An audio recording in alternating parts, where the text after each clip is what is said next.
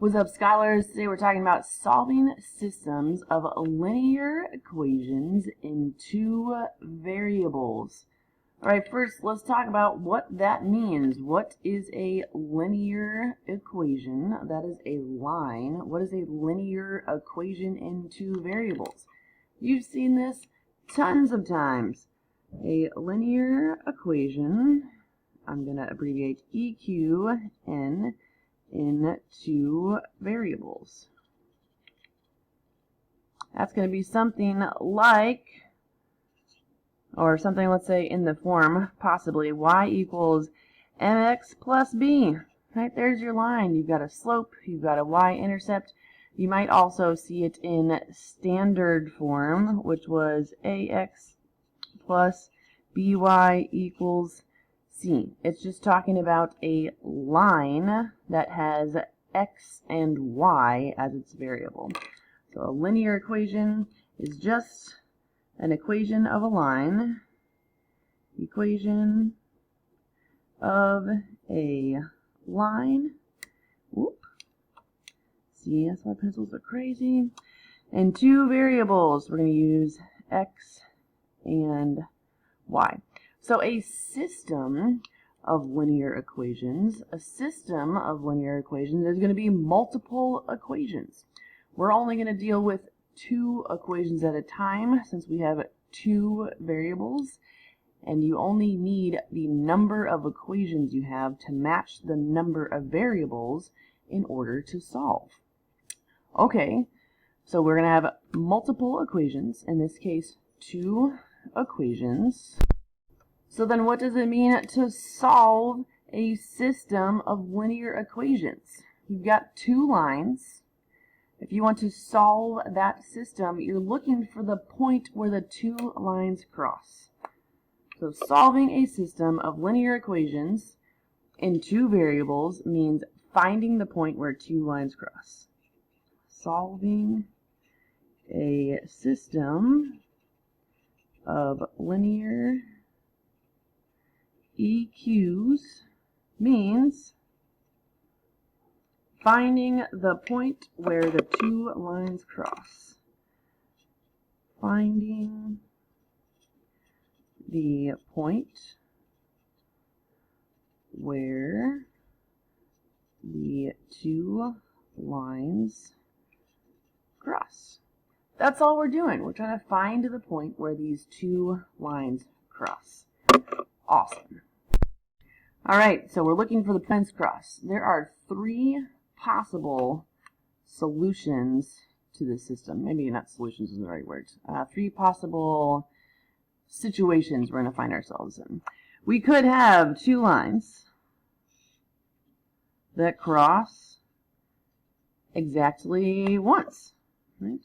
So this would be one solution, one point where the two lines cross. We could have two lines that never cross. They never cross. There's no solution. What kind of lines are these? They're parallel lines. Exactly. Yep. So we will have no solution if these two lines are parallel lines. Parallel lines. Or we could have two lines. I'm going to do my best here to make this, let's do, yeah, I'm just going to draw right on top of it. Ooh. Where do these two lines cross? Will you watch me do this? They cross everywhere. They cross all the time. There are infinite solutions. Infinite solutions. Why? Because these two lines are basically the same thing. They live on top of each other. Lines are the same. The lines are the same. So either we have one solution, that's the most common. We have one point where two lines cross. We have no solutions because the two lines are parallel. Or we have infinite solutions because the lines are essentially the same. They lie right on top of each other. All right. Cool. How do we solve these problems? how do we find the points where two lines cross? We have three different methods, for solving,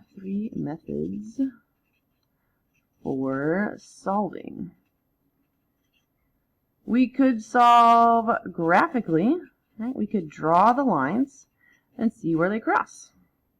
Draw the lines and see where they cross. Draw lines and see where they cross. That is awesome if one, you're a good drawer, right? Your drawing would have to be on point, and two, if you have graph paper available or if you have a graphing tool like the internet. We won't always have that option, so we are going to focus on the other two methods of solving, which are substitution and elimination. Substitution and elimination. All right. Substitution is going to require that we solve one equation for one variable and plug in that expression into the other equation. So solve one equation, or maybe we should say solve an equation for one variable. We're really isolating one variable. Isolate one variable. That's a better way to say that.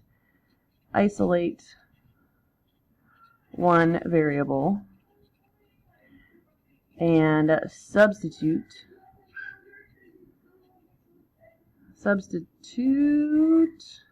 There we go. The expression into the other equation. All right, hopefully you left a little bit more space than I did. Okay, and then elimination, which is my favorite method, big fan of the elimination, is going to be where we eliminate one variable, solve for the other variable. So we algebraically eliminate one variable. So we get rid of it. We get rid of the x or the y. Solve for the other variable. And then use that to plug in and solve for the original eliminated variable. These sound a lot more confusing, I think, when written out in words than they do with examples. So I think it's time for some examples. Alright, so let's get our first example going here. First example, we need two linear equations. So let's do 8x plus 2y equals 22 and negative 3x plus 8y is equal to 18. Okay, so like I said, we're not going to focus on graphically in this video. We're just talking about substitution and elimination. So for this very first example, I'm going to do some substitution. So I'm going to isolate one variable and substitute that expression into another equation. I said elimination was my favorite method, but this is a really powerful tool in algebraic manipulation, being able to substitute expressions. Super powerful tool, so let's talk about that first. Alright, I'm going to take this first equation and solve it for y. So I'm going to take this first equation and solve for y, or isolate the y. That's a 2 right there, equals 22. So let's move the 8x over to the other side by subtracting. We're going to subtract 8x on both sides to give us 2y is equal to negative 8x plus 22. And then I'm going to divide everybody by 2. Divide everybody by 2 to get y is equal to negative 4x plus 11. Right? So I subtracted 8x on both sides and then divided by 2, divide by 2, divide by 2. So I have now isolated this y variable, and I can substitute this expression that is equal to y into the other equation. So let's take this whole expression, this negative 4x plus 11, and we're going to plug it in for that y. So we'll have negative 3x plus 8 times y, which now equals negative 4x plus 11. Negative 4x plus 11 is equal to 18. Okay? Again, this is a super powerful tool, being able to substitute in an expression that equals some variable. So now just let's do our basic Algebra 1 stuff and solve for x. We've got negative 3x.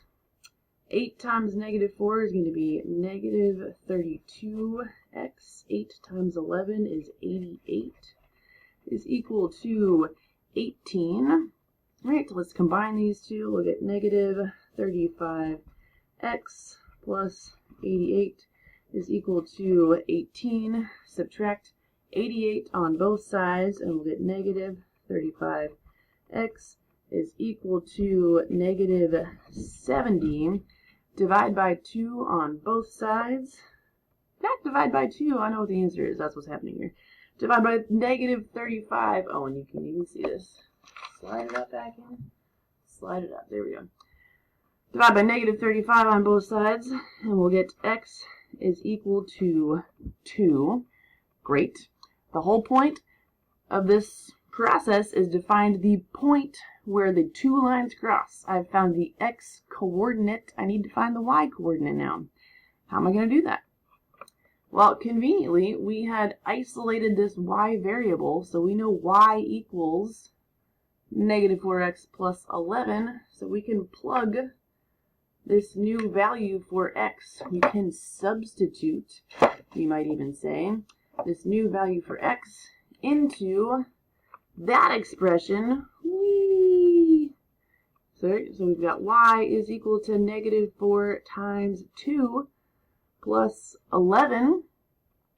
So we've got y is equal to negative 8 plus 11. So we've got y is equal to 3. So we have a final answer, a point where these two lines cross. That is x comma y, 2 comma 3. Now I just want to double check that this is true by plugging this point into one of these expressions. It should work for both. This point needs to lie on both lines, so it needs to work for both of these expressions. I'm going to plug it into the top one because those numbers just seem easier to me. We'll do a quick check. We'll say 8 times my x was 2 plus 2 times my y is 3 should equal 22 if we did this correctly. 8 times 2 is 16, 3 times 2 is 6. Does that equal 22? Yes, 22 does equal 22. Awesome. So this is, in fact, the point where the two lines cross. Fabulous. That is substitution. We isolated one variable in one equation, plugged in the expression that was equal to that variable into the other equation, right? Did that here. Solve, mathy. Got down to a value for the other variable, in this case x, and plug that back in to our original isolated expression for y, and got the other point, and then we double checked to make sure we got a true statement there at the end. Alright, let's talk about an example with elimination. An example using elimination. Let's do this color. Okay, so we need two more linear equations in two variables. So how about x minus 2y is equal to negative 4, and 5x plus 2y is equal to negative 8. All right, this is gonna leverage the idea that an equal sign means these are the same on both sides. The values are the same on both sides. So we think about our equation as something that's like literally balanced, like on a weight. Right? So this half of the equation, this is a balanced equation. They are equal to each other. This side is equal to this side. I'm just totally going to make up some numbers. So let's say we have like 10 equal to 10. This is balanced on both sides. And we have some other equation that's also, oh, my line's not super straight, but let's try that one more time. Great, sure. We got something else that's equal. They're the same on both sides. Same on both sides. Okay, I'm just making up numbers for an example here. So I can add these two equations together. I could add these two equations together and maintain equality, right? 10 plus 10, that would be 30. And this would be 30. Okay, that's the idea of what we're going to do here. We're going to add equations together, maintaining equality, all while eliminating one variable so we can solve for the other one. But this is why this thing works. All right, cool. We're going to add two equations together and eliminate one variable. Okay. This one is going to be super easy because I can add these two equations together right now, and which variable is going to be eliminated? The y, right? Negative 2 plus 2 is 0. The y is going to be eliminated. Add these two together right now. The y is going to be eliminated. We'll get x plus 5x is 6x. The y's will be eliminated. No more y's will exist. Boop. That's going to equal negative 4 plus negative 8. That's negative 12. Oh man, this is nice. Right? This is nice. Let's divide by 6 on both sides. We'll get x equals negative 2. And then we'll plug this back into either equation. It should work for both. You know what? I think I kind of like... Actually, it doesn't matter. There's negatives all over the place. I'm going to have to deal with the negative. It's going to be fine. It's going to be fine. Let's plug it back into the first equation. So we've got x minus 2y equals negative 4. So we're going to use negative 2 now for x here. Minus 2y equal to negative 4. We'll solve this for y. So let's add 2 on both sides to get negative 2y is equal to negative 2. Divide by negative 2, we'll get y equals 1. So now we have an x and a y. And we should check our answer. We want to check our answer using the other equation, not the equation I initially used to solve for y. Let's use the other equation. So we'll do 5 times negative 2 plus 2 times 1 should equal negative 8. Let's see if that's true. Negative 5 times negative 2 is negative 10 plus 2 times 1 is 2. Does that equal negative 8? Well, by golly, it sure does. That means we do, in fact, have an answer for this question. Where do these two lines cross? They cross at negative 2, comma 1. All right, que bueno, que bueno. All right, so this example was really easy with elimination because we could add these two equations together from the beginning and one of the variables was eliminated. Let's do another example where that is not the case. All right, so let's do another example. And let's say we have negative 4x plus 10y equals 6, and 2x minus 5y is equal to 3. So right now, if we added these two equations together, that wouldn't cancel. Negative 4 plus 2 is negative 2, and 10 plus negative 5 is 5, though that doesn't cancel. So what we can do is multiply equations by some coefficient so that these coefficients match. One is positive, one's negative. So when we add them together, they do, in fact, add to 0. So let's look at the y's here. What could I multiply so that it is equal and opposite in sign? Well, let's multiply this second equation by 2, because then we'd have 10y and negative 10y. Multiply this one by 2, so our new equation, our new second equation is going to be 4x minus 10y is equal to 6. We're going to multiply all the way across. I'm going to copy down the original first equation, negative 4x plus 10y equal to 6. All right, so we just copied that down, and this was our new multiplied equation. All right, so let's add these two equations together. We get 4 plus negative 4. Oh, well, that's eliminated. And negative 10 plus 10, that's also eliminated. So now we have nothing left on this side is equal to 6 plus 6. Well, that's 12. This is not a true statement. 0 does not equal 12. What does that mean? That means we have no solution. No solution. This is not a true statement. That means we have no solution. So what kind of equations were these? What kind of lines were these if they have no solution? They were parallel lines, right? These were parallel lines. Lines must be parallel. Okay. So this is demonstrating two important points.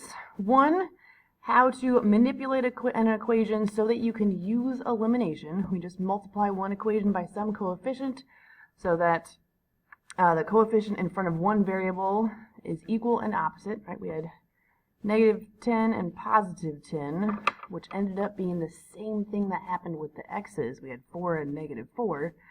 So we add these two equations together. We had nothing left on the left side.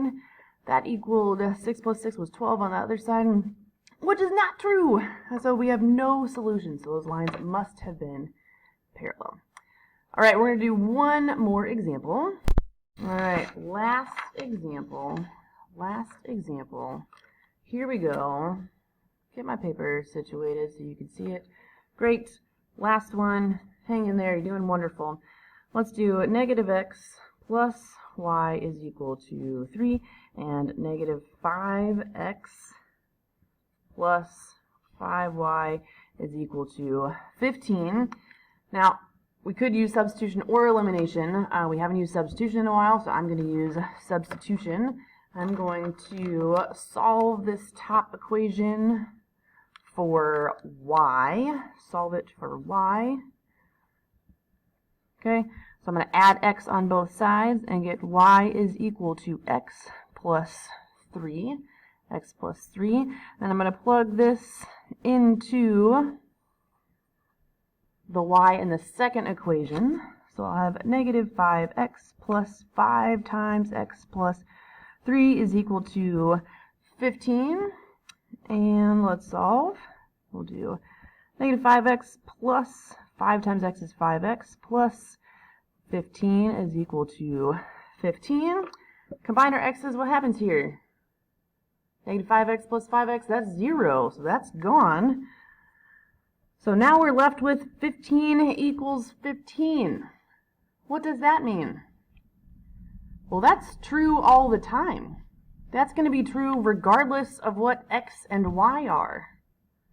So it doesn't matter what x and y are. It's true for every point on these lines. These lines intersect at every point, which means there are infinite solutions. Infinite solutions. And what did that mean about these lines? They're the same. They are essentially the same line. Lines are the same. And maybe you saw this from the beginning. This second equation is a scaled version of the first one. This second equation is just 5 times the first one. So it's just a scaled equation, in which case the lines are the same. All right, that's our last example. So now I want to recap what we talked about. Okay, Solving systems of linear equations in two variables. What did that mean? Linear equations are equations of lines. They might be in slope-intercept form. They might be in standard form. The two variables we're using are x and y. When we're solving a system of equations, that means finding the point where the lines cross. Either they're going to cross at one point, have one solution. They'll never cross, so they'll have no solutions and be parallel lines, or they'll cross all the time because they're the same line, which means we have infinite solutions, infinite points where the two lines cross. We talked about the three methods for solving. You could solve them graphically, draw the lines, see where they cross. You could use substitution, elimination. We did not talk specifically about graphing in this video. We talked about substitution and elimination. The first example we did, we used substitution. You might see now we could have used elimination if we wanted to. We could have multiplied this first equation by what? -4. If we multiplied this first equation by -4, then that would have become a -8, and when we added, the y's would have eliminated. We would have solved for x, then plug that back in and solve for y. But we didn't. We solved with substitution. You can use either what's the word I want? Technique. You can use either technique to solve these. Totally fine. Either technique. So we, in this case, isolated y, right, and got y equals -4x plus 11. Plugged that expression in for y because they are equivalent. Anytime I see a y, I can use this. They are equal to each other. Very powerful tool, substitution. Plug that in, solved, got x equals 2. Plug that back into what we had used as an expression for y to solve for y.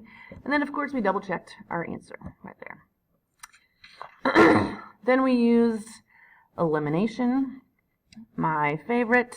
When you use elimination, what you have to do to make sure this happens is that the coefficients in front of one variable are the same number but opposite signs. Same number, opposite signs.